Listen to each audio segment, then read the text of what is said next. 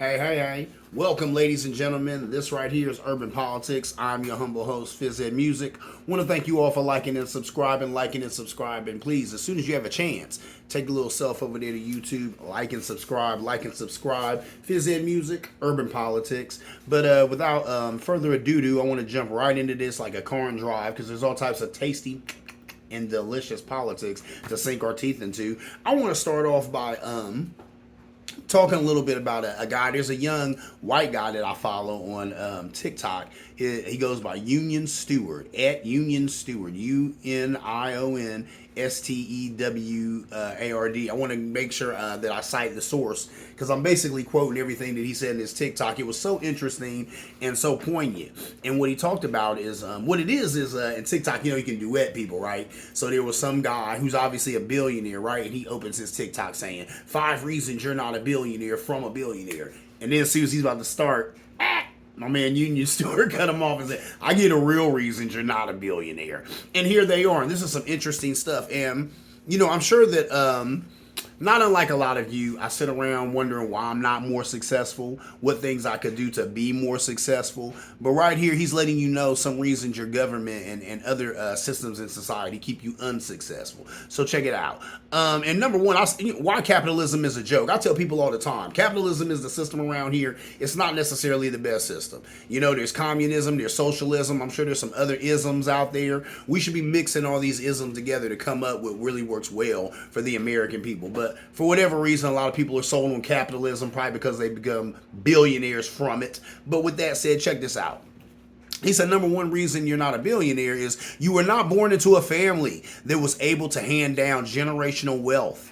A family with the means to produce goods and services. So you work for a capitalist, right? And you know what I'm saying? They take all your hard work and really they get the most out of it. You don't get the most out of your hard work. You get a 401k, you get a check after 2 weeks, you hopefully get a little bit of health care, but you're not really getting all that you're putting into this company. So that capitalist who owns the company, they're really getting the most out of all the work that you produce for them. So there's that. Here's number two. He said, as a 17-year-old, you were told you had to go to a college and get a degree. So now you have student debt. How many of us are in that position? Myself included. And that's exactly what happened. 17, 18, they say you got to go to college. What did Kanye West say? His parents told him, you got to go to college. You got to do something. And that's why he became the college dropout, because college ain't what he was supposed to be doing, obviously, right? But that's what they tell you, especially back in my day. They were, got to go to college. Got to go to somebody's college and get a degree. So there's that. And now you got student loan debt. I know I got student loan debt. That's all that you get for that. You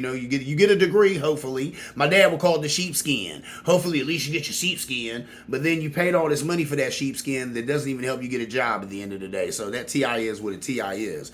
The third thing, not a white male living in America. Now this guy is a white male, and he said that. You're not, of course, him being a young cat, he used all the acronyms. You're not a cisgender white male born in America, and he got a point. Hey, TI is what a TI is. White supremacy is real. The system is definitely set up for a white male. Not even necessarily a white female, but a white male definitely helps you towards this road to billions, right? Okay, here goes number 4. You live in the U.S., where the USA, where money is spent on military, police, and the largest prison system the world has ever seen, instead of public transportation, free healthcare, free education. You go to like Sweden. I saw Bernie Sanders talking to a lady from Sweden, a diplomat from there, and she was like, yeah, healthcare is a right. It's not a privilege. That is your right as a human being. So here in Sweden, everybody has healthcare. It's not tied to your employer, which is crazy. I don't know why we do that here in the States.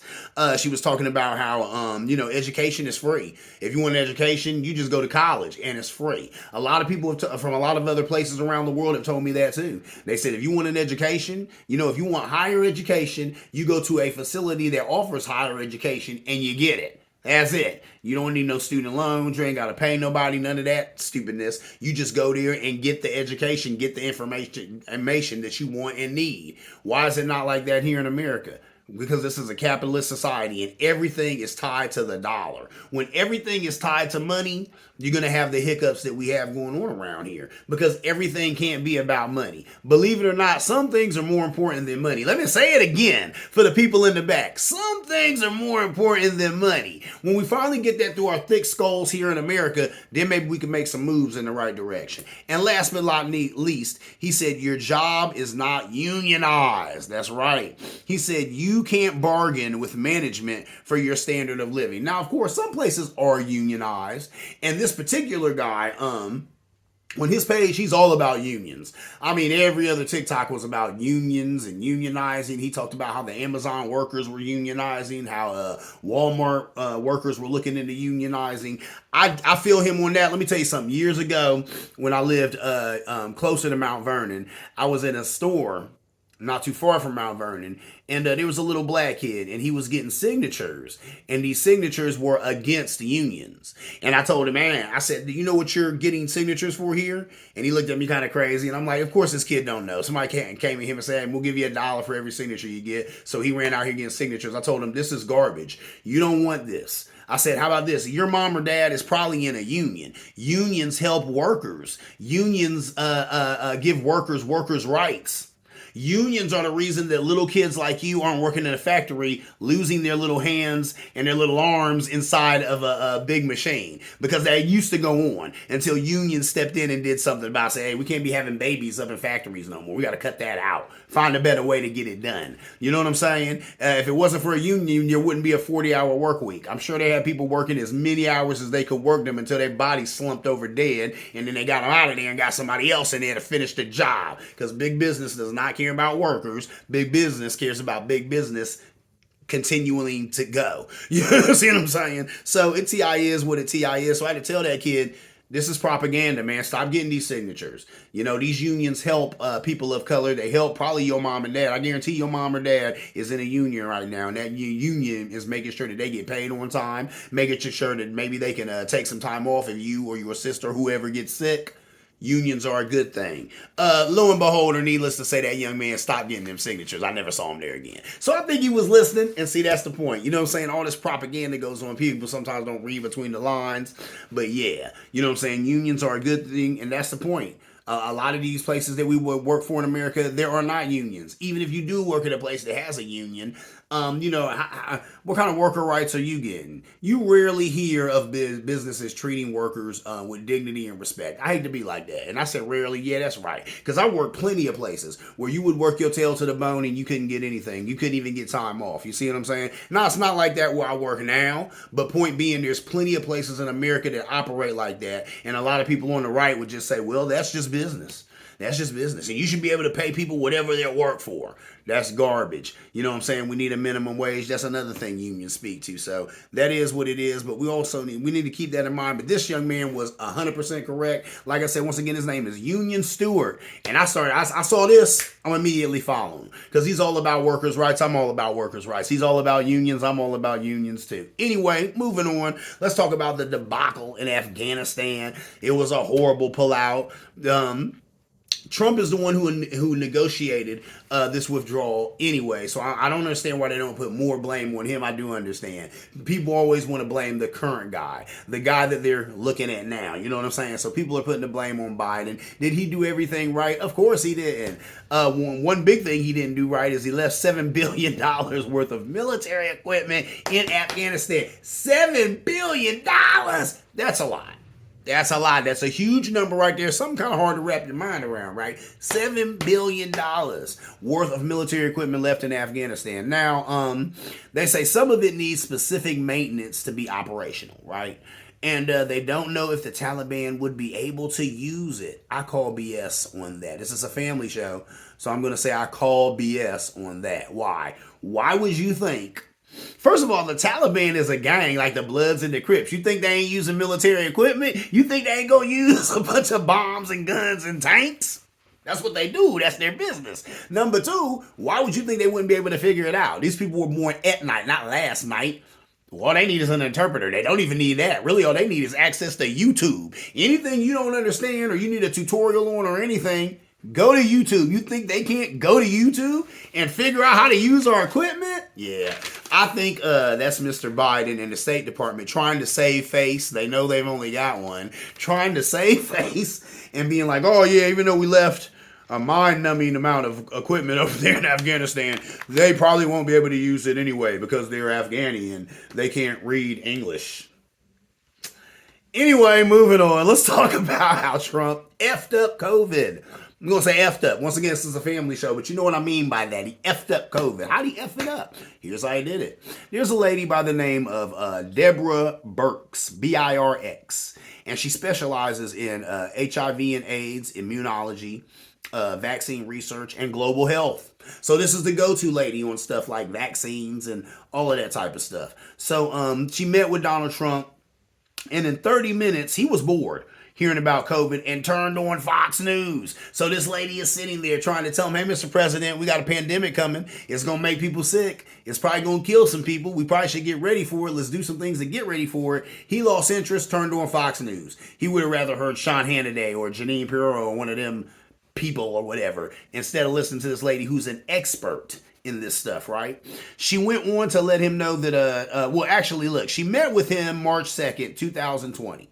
9 days before the WHO, the World Health Organization, declared COVID-19 a pandemic, right? She tried to impress upon him that the highly contagious and deadly COVID-19 virus, which could be largely spread by those with no symptoms, was nothing like the seasonal flu. Let's say that again. She tried to impress upon the orange guy that this is nothing like the seasonal flu. Ergo, you're not going to be able to handle it or get rid of it like the seasonal flu. What's the first thing he always said? This thing's kind of like the flu. Yeah, the weather will get better and it'll kind of just go away, with warmer temperatures. This lady directly told him that was patently false. That's not going to happen. This is not the flu. This is something different. He didn't want to hear it. That right there is why we're at where we're at right now, ladies and gentlemen. So I get tired of a lot of my conservative friends saying that, I can't understand how you're going to blame Trump for a, once in a lifetime virus that came along. That's garbage. Okay. We had the swine flu. People in power took care of it. A few people got sick, but it wasn't a pandemic, right? You know what I'm saying? We had Ebola. Obama did what he was supposed to do. You know what I'm saying? They took the steps and they also laid a blueprint of what to do for the next president. The next president was the orange idiot and he didn't follow anything, and that's another reason why we're at where we're at. So see what I'm saying? One guy did drop the ball. One guy did mess all this up. And he needs to get the credit for it, man. You know what I'm saying? I hate to tell you this, GOP, but your boy Lord King Trump, he did this. This is his debacle. This, once again, like the Trump riots, is a baby that he got to own. This is his baby. This is his cake. He made this. Because if he had listened to this woman, Deborah Birx, we'd be a little better off right now. If he had just took 10 minutes to cut off Fox News and listen to this woman and pretend to be an adult, pretend that he cared about the American people, we'd probably be doing a little better now, right? Right. Anyway, moving on. Let's talk about Elon Musk. This old musky billionaire, spreading his effervescence all over the place. He got all that money so he can spread his effervescence wherever he wants to, right? So he takes over Twitter, or he's about to anyway, for $43 billion.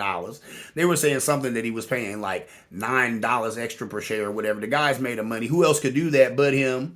He wanted to take control of Twitter. He knows the power and influence that Twitter has. Now, I've never been a huge Twitter fan. It's okay. Of course, I share my show on Twitter. I watch Twitter. I am on Twitter myself. Why? Everybody political is on Twitter. Every senator, every mayor, the president, anybody who's anybody in politics, anybody who's nobody in politics is on Twitter, right? So that's the reason why Elon Musk wants Twitter. Twitter, you know what I'm saying, is definitely, it's kind of like the town crier for the world, so who doesn't want control of that? And a lot of these big billionaire guys, they always make sure to get media outlets because that's a huge thing. Whenever you can get a message to the masses, and you have an apparatus that can do that and do that in a quick way, so that's something you want to have, because now that any message that you want to propagate out there, in humanity, or in the public zeitgeist, you can get out there real quick, whether it's a newspaper, whether it's an internet site like Twitter, whether it's a social media company like Facebook, whatever it is, right? Now, he claims he's all about free speech. But we all know that that's code for giving people a pass on racism, transphobia, homophobia, all of that type of stuff. Elon Musk, you've seen some of the crazy stuff this guy does and says, and he just want to open the gates up. Now, it blew me away because my first thing was he gonna get Twitter back, and of course he's gonna be like, Trump, please come and be back on Twitter. So you know what I'm saying. But Trump said he wasn't coming back to Twitter. They asked Trump about it. Trump said, no, I'm gonna stay with Truth Social. That's the outlet for true conservatives. And I'm like, okay, I get that because, I'm sure Trump has money with Truth Social, so he's going to support his own outlet. But I still don't believe that he's not going to come back to Twitter. You know what I'm saying? I don't think Trump can help himself. Twitter is such a huge megaphone. And whenever he got on Twitter and said crazy stuff, he was able to, just really scare the ish out of people and really just mess things up. And Trump lives for that. He lives for that. This guy is the biggest pot stirrer on the planet. He's the biggest troll on the planet. What is the biggest platform for a troll but Twitter? So I mark my words, I think he'll be back. But he says he's not coming back. Elon Musk claims he's only doing this because he wants to, make the speech a little more freer on Twitter. I think most people would argue that it's pretty doggone free enough, but he wants to make it freer for conservative voices to feel comfortable to say what they truly want to say when they already get up there and say plenty racist and homophobic and transphobic and all this other phobic type of stuff, whatever. Roger Stone, he immediately jumped back on Twitter, and then immediately his account was shut down again that quick. So it's funny that the right don't even know how business works. I mean, Elon Musk, he's going to take control. It's $43 billion. That's going to get him Twitter, but it doesn't happen overnight. These things take time. It's going to take time for the reins of power to switch over to him. So the fact that they would think it would happen that quick. And Roger Stone, they said he jumped back up on Twitter talking about, I'm back. I ain't gonna say what he said, BITCH. And it was funny because and then they cut his account like, no, you ain't BITCH. Thought you was back. You ain't back yet, bro. And fooled him. So that's hilarious right there. But the TI is what a TI is. Now let's talk about something near and dear to my heart. My granddaddy Sam was a sharecropper. Maybe you've heard of that. Sharecropping, once again, is rearing its ugly head. Now, I would tell you that I'm sure it ain't went nowhere because I've even done stories on here about black farmers, getting slighted and getting the short end of the stick and stuff like that, and not being able to get loans from banks and things like that. And the federal government having money for farmers that they end up getting cheated out of and stuff like that. But this right here is basically harkening back to the days of sharecropping. Now, sharecropping is giving a part of each crop as rent, right? So my mom would tell me how back in the day when she was a little girl, my granddaddy Sam, her father, was a sharecropper, and she said there was a part of the yard where they would grow crops that they never got to eat. They didn't eat those. They grew those and gave them to the person who they were renting the land from. You know what I'm saying? And that was kind of their payment for being able to live on the land or whatever. Sharecropping, right? So sharecropping is a legal arrangement with regards to agricultural land in which a landowner allows a tenant to use the land in return for a share of the crops produced on that land. This is happening to black chicken farmers today. So that's what's going on today. This is actually, believe it or not, it's also kind of going on in Africa with China. So what's going on? First of all, let's deal with what's going on here with the chicken farmers. So a lot of these black chicken farmers, you know what I'm saying, they need money, they need help or whatever. They get money and support from some of these bigger outlets, some of these big white chicken farms that have a whole bunch of money, and they loan them whatever they need, but then they have to pay them back, and of course pay them back with interest. And then sometimes when they're paying them back, what they do is they suggest as they're about to pay off the loan, but before they can be debt free, the company owners force them to upgrade, putting them right back in debt. So that's what it is. And the same thing is going on in Africa. You got China throwing a lot of African villages and African municipalities money, knowing that they can't pay that back. But then when they can't pay it back, of course, then what happens? China comes in and seizes their resources, seizes whatever, even when they're building this infrastructure in Africa or whatever, they said that they employ Chinese. So even the Africans who live around there where the infrastructure is being built, they don't even get a job out of it or anything like that. So this goes on all the time. That's just another version of sharecropping. But this sharecropping now is going on with black chicken farmers. Where does it end? It doesn't end. You're always going to have that. As long as you have one person over here who's got a ton of cash and people over here who have nothing, that person over here with the ton of cash is going to figure out how to go over there and even get the little bit of something that these people who have nothing have. Welcome to capitalism. When everybody is out for the dollar, this is what you get. And this is sad. But it's commonplace. Ti is what Ti is. It didn't surprise me to hear because, like I said, it goes on all the time. It's going on between China and Africa. You know what I'm saying? And that's just how it is. And now it's going on with chicken farmers. That's what it is. You know, these big chicken companies throw a bunch of money at them, knowing they can't pay it back. That's all right. You don't need to pay it back because all we're going to do is just swallow up your whole operation, and that'll be the payback for this money that we loaned you. Now, you don't have a business anymore, but now we have a bigger business because we've acquired your business because you defaulted on this loan. And that was the game from jump. Sad. Anyway, moving on. Last thing I'm going to talk about was a story by a dude by the name of this guy. His name is Patrick Howley, right? So this reporter slams Anthony Mackie and Monica for attending the Country Music Channel Awards. Says it's not Wakanda. What? I couldn't believe that when I was like, really? He says it's not Wakanda. Okay. So you already knew where he was going with that. Okay. Anthony Mackie, his response was pitch perfect. He said, I've never been more motivated, Patrick Howley. Although your feelings are likely shared by some, it's not the masses. I have an all-star legendary team of true country artists that are currently working with me that would beg to differ. This was the first of many times you will see me. I see you caught that my skin is melanated, but you missed that it was tough. I'm rooted in the word and built to last. See you soon, or should I say, welcome to Wakanda. I love that. I love that. He handled that pitch perfectly. First of all, the gall of this guy, talking about, he was saying stuff like stay in your lane and you all already have basketball and football. Why you got to take country music? First of all, sir, country music is ours. You can go talk to any country music star on the planet. You can go talk to any white or black rock star on the planet and ask them where it came from.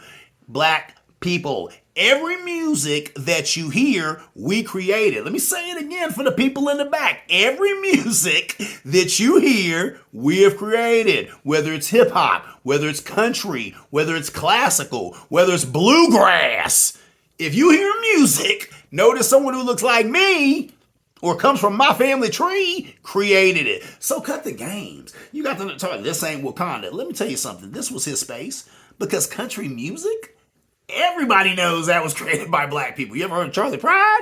Country music. Stay in your lane. So I guess I should say to every white guy I see picking up a guitar, stay in your lane, right? I should tell G-Eazy and Eminem stay in their lane when they try and do hip-hop music, right? This guy, what's his name? Patrick Howley, he's an idiot. He's an idiot and a racist. And the fact that he would even come at them like that and it just shows you how far we haven't come in this country, all right? And it just shows you really that orange idiot got a whole lot of people who think and feel like this, feeling real bold right now for this guy to even write this. Because this was pathetic, this was stupid, and really, man, he needs to put his skirt down because his racism is showing right here with this. But I love the way this brother handled it. He was pitch perfect like with this. And that last verse at the end is what really put the nail in the coffin. He said, or should I say, welcome to Wakanda. They let him know like, I ain't going nowhere, bruh. The country music society or, community got love for me. I got love for them. I got artists who, invited me to this event. They was happy to work with me. They can't wait to work with me in the future. So there it is. You know what I'm saying? That's why I said he couldn't have said that better. So that was great, but it's sad that in 2022 he even had to say that or even had to address something like this. The fact that this guy would even go there. But like I said, the orange guy, he has really emboldened some idiots. So we have to deal with stuff like this from time to time. TI is what TI is. What can I say? That is my time, ladies and gentlemen. I'm looking here. Time is drawing nigh. As always, I want to thank you for spending this time with me. I am Phys Ed Music. This right here has been Urban Politics, where politics lives. And as always, see you around like a donut.